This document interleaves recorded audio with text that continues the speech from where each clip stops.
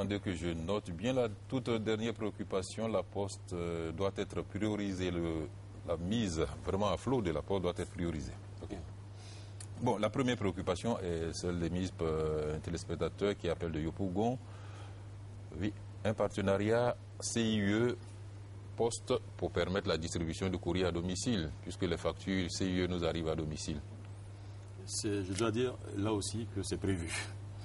Que c'est prévu dans notre plan. Et j'ai cru entendre parler également d'agence. Nous avons également le projet de faire en sorte que nos agences puissent servir à d'autres entités, à d'autres institutions, à d'autres commerces même. Parce qu'aujourd'hui, la Poste a 197 agences réparties sur toutes les 197 agences. Et quand on observe, la Poste est effectivement le premier réseau commercial en Côte d'Ivoire. Donc là aussi, c'est important. Et nous pourrions effectivement faire effet de levier avec ce réseau. Mais comme je l'indiquais tout à l'heure, tout ça doit être mené en même temps. Tout simplement parce que si on ne le fait pas en même temps, les services que nous allons offrir vont être critiqués.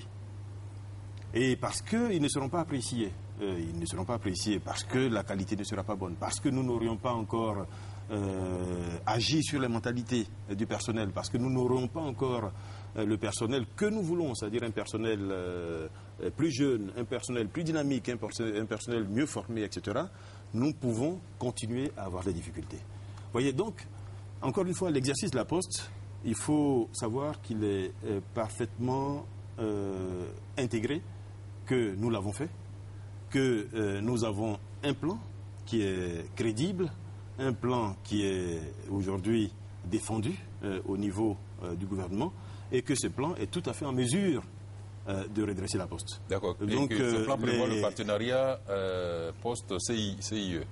Entre autres. Il n'y a pas que celui-là, mais entre autres. D'accord. Excusez-moi, Monsieur le Ministre, mais on va aller un peu vite par rapport aux préoccupations qui sont nombreuses. Monsieur Kouakou, Joël... Ensuite, oui, le CICERT, oui, le CERT, oui, continue d'exister. J'ai bien compris. Bon, donc, oui, bon, déjà, là aussi, le CERT travaille sur tout ce qui est incidents, actes malveillants, par exemple, sur l'Internet, donc permet de faire des enquêtes et des recherches.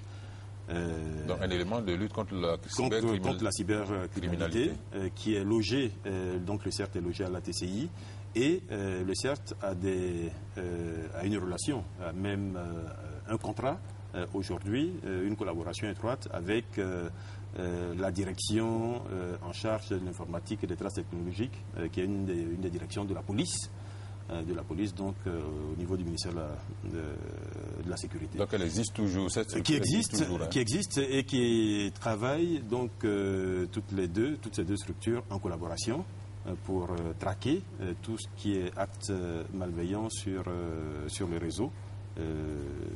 Donc existe et fait du travail efficace. D'accord. Madame Kouadio Josiane dit que la réception des colis est lente. Bon, c'est tout ce que vous avez dénoncé sur la Poste et qui... Vous promettez va s'améliorer. Sur la Poste, on pourrait en faire une émission à part parce que les sujets de préoccupation sont nombreux sur la Poste. Mais le retard, là, il s'explique souvent, tout simplement parce que les transporteurs ne sont pas payés. Ils fournissent un service et il est normal qu'ils soient payés. Oui. Bon, encore une fois, je ne veux pas le répéter chaque fois, mais quand vous êtes dans une activité qui a une dette aussi importante, que les fonds propres sont négatifs, que le chiffre d'affaires est inférieur à la masse salariale, etc., vous êtes devant une équation qui est en cellule et une équation que ne peut résoudre qu'une personne, l'actionnaire. D'accord. Une préoccupation importante. Chers collaborateurs, si les questions et les réponses données par le ministre demandent, vous sentez quelques précisions à demander, vous pouvez intervenir. Hein. Je vais intervenir. Monsieur Karaboué parle est-ce qu'il existe un service chargé du contrôle de la qualité et des coûts? Oui. Je dois dire que tout ça va être mieux pris en compte dans le nouveau cadre que nous mettons en place, donc l'ordonnance qui a été prise dernièrement. Jusqu'à présent, effectivement, les indicateurs de mesure et surtout les sanctions, de notre point de vue, n'étaient pas à un niveau qui peut permettre de contraindre un opérateur à améliorer sa qualité. Donc tout ça va être relevé, tout ça est prévu pour être relevé dans la nouvelle ordonnance qui va être prise. Cela dit, au niveau de la qualité, il faut peut-être indiquer 2-3 choses qui aujourd'hui expliquent la mauvaise qualité que nous avons. La première chose, c'est la crise que nous avons traversée, qui malheureusement a détruit un grand nombre d'équipements. Et il a bien fallu que les opérateurs se rééquipent. Et la difficulté que nous avions, c'est que ces opérateurs, dans le même temps, étaient affaiblis. Puisque par ailleurs, ils avaient eu moins d'activité et qu'ils avaient des investissements importants à réaliser. Deuxièmement, la TCI qui fait les mesures. La TCI n'était plus équipée pour faire correctement les mesures. Nous avions tous, effectivement, l'impression, juste l'impression, que les choses n'allaient pas bien. Mais encore fallait-il faire des mesures objectives que nous serons capables d'imputer à un opérateur. De présenter aux opérateurs. Oui, donc il a fallu une confirmation. Oui. J'aurais appris que l'appareil qui sert à déterminer l'ampleur des dysfonctionnements est en panne depuis longtemps. Oui, il y a eu des difficultés. C'est qu'il y a des équipements qui ont disparu. Pendant la crise, il a fallu que la TCI se rééquipe. Aujourd'hui, la situation est redevenue normale. La situation est redevenue normale, donc la TCI est tout à fait en mesure. L'appareil en question marche. La TCI est tout à fait en mesure aujourd'hui de faire ses contrôles. Tout à fait en mesure aujourd'hui de faire ses contrôles. Et de les imputer aux opérateurs. Absolument. Preuve à l'appui. Absolument. Donc il y a cet aspect. Le second aspect, on en a parlé tout à l'heure, c'est les nombreuses coupures de câbles, les vols d'équipements, qui continuent malheureusement tous les jours de troubler notre activité. Et la troisième chose, c'est le nombre important d'opérateurs. Le nombre important d'opérateurs, nous en avons 7, dont 5 qui sont déjà en activité, ce qui a amené un saucissonnage trop étroit des bandes de fréquences nécessaires pour que le trafic sur chacun des opérateurs s'écoule de la meilleure façon. C'est là aussi techniquement difficile à expliquer, mais c'est comme si vous aviez une autoroute à 7 voies, que vous donniez une voie à chacun des opérateurs et que 70% de votre trafic se fait sur 2 ou 3 de ces voies. Vous voyez?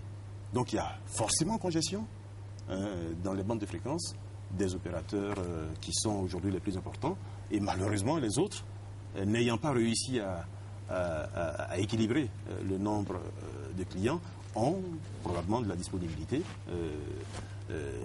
ou des fréquences non utilisées.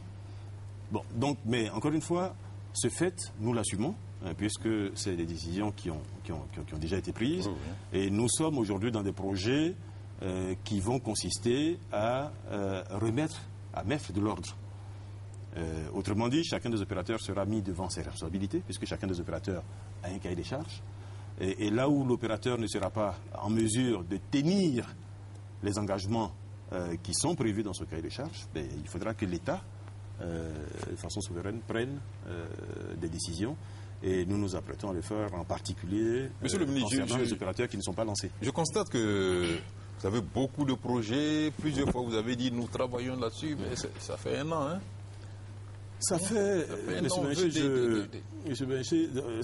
on dit facilement ça fait un an. Mais en même temps, nous sommes en train de faire beaucoup de choses à la fois. Notre secteur, pour des raisons qui sont compréhensibles, il faut savoir que sur les 10 dernières années, il y a eu plutôt beaucoup de bagarres entre le ministère en charge des TIC, le régulateur, voire même... je ne vais pas rentrer dans les détails politiques, mais je pense que tout le monde a compris. Donc tout cela, malheureusement, a fait que notre secteur, pendant ces 10 ans, a piétiné. Il suffit de voir l'état des TIC dans les pays autour de nous pour comprendre comment la Côte d'Ivoire est en retard. La mission que nous nous sommes donnée, c'est de rattraper ce retard le plus rapidement possible. D'accord. Donc ça fait effectivement que nous avons beaucoup de chantiers lancés en même temps. Nous avons la loi, nous avons la 3G, nous avons l'identification des abonnés, nous avons les projets e-gouv, nous avons tous les projets sectoriels, e-éducation, e-santé, nous avons